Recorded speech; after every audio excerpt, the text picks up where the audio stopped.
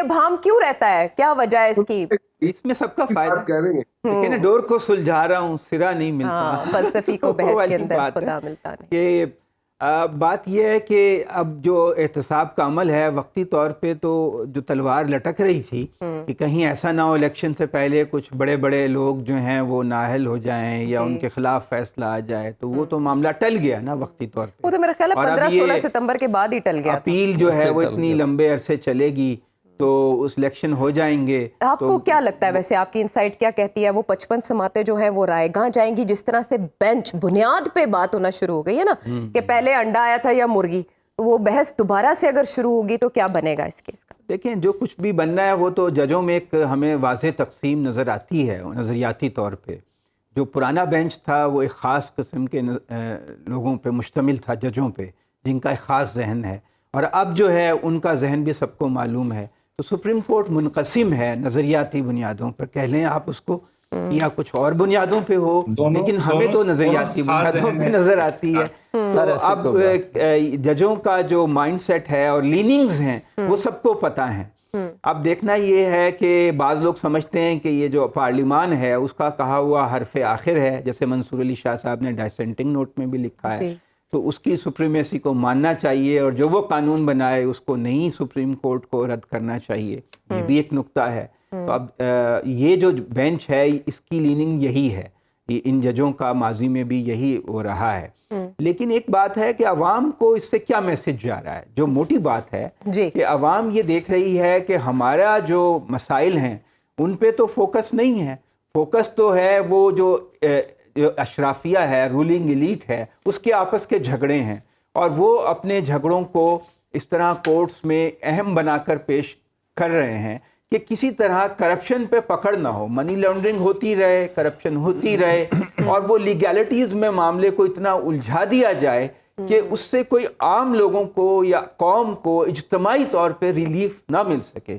اگر کسی نے منی لانڈرنگ کی ہے، سب کو معلوم ہے کہ منی لانڈرنگ ہو رہی ہے، سب کو معلوم ہے کہ کروڑوں اربوں روپے پیسے ٹرانسفر ہوئے ہیں، گواہ موجود تھے، لیکن وہ کیس ٹیکنیکل بنیادوں پہ نہیں چل سکا۔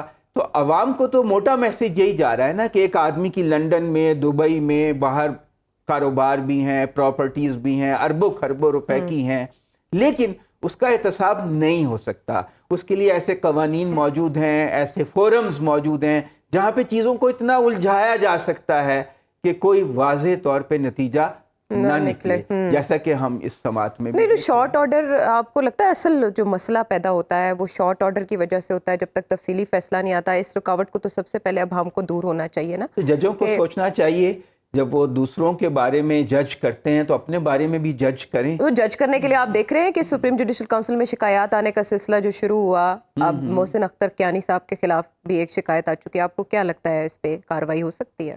دیکھیں اس طرح کے جو ان کے اوپر الزام لگے ہیں، اس طرح کے تو بہت سے ججوں کے اوپر لگ سکتے ہیں، کہ اب یہ تو سب کو معلوم ہے کہ جب ججوں کی اپوائنٹمنٹ ہوتی ہے تو مختلف لا چیمبرز ہیں، وہ اپنی لابینگ کرتے ہیں، وہ اپنے لا چیمبرز کے لوگوں کو جج بنوانے کی کوشش کرتے ہیں، پھر یہ جو بارز کے انتخابات ہوتے ہیں، پھر بارز کے لوگ بھی اپنا ویٹ تھرو کرتے ہیں، تو وکلا کی اپنی سیاست ہے اور وہ عدالتوں پہ اثر انداز ہوتی ہے، اعلیٰ عدلیہ پہ بھی اثر انداز ہوتی ہے۔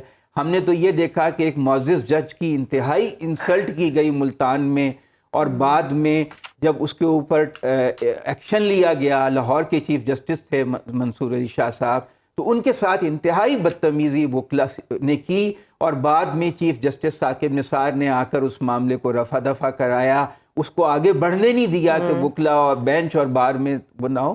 تو اس طرح کے جو معاملات ہیں، جو الزامات کیانی صاحب پہ لگے ہیں، وہ تو پھر بہت سے ججوں پہ لگ سکتے ہیں۔ یہ پولیٹیکلی موٹیویٹڈ بہت سی شکایات ہوتی ہیں، پرسنلی موٹیویٹڈ ہوتی ہیں۔ نواز شریف صاحب کے واپس آنے پر تو تلاطم ایکسپیکٹ کیا جا رہا تھا، ذرا ٹھہراؤ ہے، اتنا سناٹا کیوں ہے عدنان صاحب؟ آپ کو لگ رہا ہے سناٹا؟ مجھے تو لگ رہا ہے چاروں طرف ان کا زور و شور ہے، اور ایک سمندر ہے انسانوں کا جو امڈا چلا آیا تھا ان کے استقبال کے لیے لاہور میں، اور عوام اتنے پرجوش ہیں۔ اور آپ دیکھیے نا، اب سپریم کورٹ بار کا الیکشن ان کی پارٹی کی مدد سے وہ ان کے جو وزیر سابق وزیر تھے وہ ان کا امیدوار جیت گیا. اب ان کے رستے سے تمام رکاوٹیں دور ہو رہی ہیں. عطا تارڑ صاحب کہہ رہے ہیں کہ پی ٹی آئی کا امیدوار ہی نہیں ہوگا, نون لیگ میں کوئی پی ٹی آئی موجود, جو بھی اگلا الیکشن ہوگا اس میں پی ٹی آئی موجود نہیں ہوگی. تو یہ تو 2018 کا ریپلے ہو رہا ہے یا وہ غلطیوں کی اصلاح ہونے جا رہی ہے 2018 کی, کیا ہونے جا رہا ہے؟ یہ تو دیکھیں نا, ملک کو قوم کے وسیع تر قومی مفاد میں یہ سب کام ہو رہا ہے, اور وہ جو کہتے ہیں کہ ہمارے ساتھ 2017 میں لیول پلینگ فیلڈ چھین لی گئی تھی وہ واپس دی جا رہی ہے. اور اب یہ مجھے تو لگ رہا ہے کہ اب الیکشن لازمی ہو جائیں گے, کیونکہ غلام سرور جیسا بڑا لیڈر پی ٹی آئی کو چھوڑ گیا تو پی ٹی آئی کا پنجاب میں کون والی وارث رہ گیا؟ جو 10 ایم این ایز خواتین تھیں, 8 چلی گئیں چھوڑ کے, صرف 2 رہ گئیں, وہ بھی جیل میں ہیں اور وہ اپنا سزا پائیں گی اگر انہوں نے غلط کام کیا ہے. تو آپ یہ دیکھیے کہ ابھی ہمارے بھائی رانا مبشر کہہ رہے تھے کہ جو لوگوں کو عزت دے بلوچستان میں وہی وہاں کا کلچر ہے. عزت کا مطلب ہے بہت سارے فنڈز دے. وہاں پہ ایک پروجیکٹ کاغذوں میں 4 بار بن چکا ہے لیکن گراؤنڈ پہ ایگزسٹ نہیں کرتا. تو وہاں پہ عزت کا مطلب ہے ترقیاتی فنڈز لٹائے جائیں اور عوام تک نہ پہنچیں, اور عوام کہیں کہ پنجاب کھا گیا, وفاق کھا گیا, ہمیں بلوچستان تو بہت محروم ہے. لیکن بلوچستان کے سرداروں کو خوش رکھنا بہت لازمی ہے پاکستان کی سیاست میں.